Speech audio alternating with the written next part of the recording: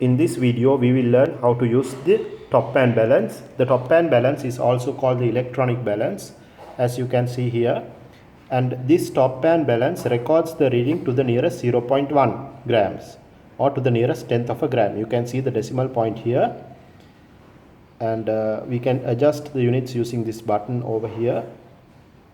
And here we have the tear button and also the on off button. What happens is, if you press tear, the reading becomes 0. Let's weigh this beaker, plastic beaker. It weighs 30.4 grams. All three beakers over here have the same mass, and over here in this beaker I have sand. Let's weigh the beaker with the sand. That is 60.2 grams.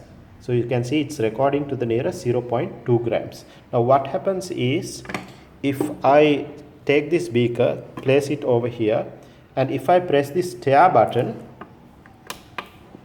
you can see the reading becomes 0. Now if I add the sand to this beaker, okay, using this beaker, if I add the sand, what I will get over here, 29.4 grams is the mass of sand. Okay, because I pressed the tear button once I put the beaker on the top band balance. So once I add the sand, this will give us the mass of the sand. Now this is the mass of the sand in grams. If I want, I can change the unit.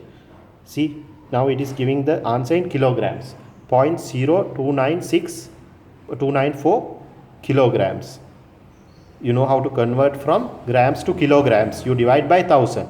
And again you can see it is giving the reading to the nearest 0.1 grams, and 0.1 grams if you convert to kilograms is 0.0001 kilograms. Okay, let's press this unit button again. Now here it's giving in pounds, in ounces. Okay, there are different units, but we are concerned about the SI unit, which is kilograms. Okay, so that's how you use the electronic balance. If I remove this, I should get a negative reading. Okay, you can see there. Again I can press the tear button so that it becomes 0. And also the on off button is here. If I want to off it, I press this. If I want to on it,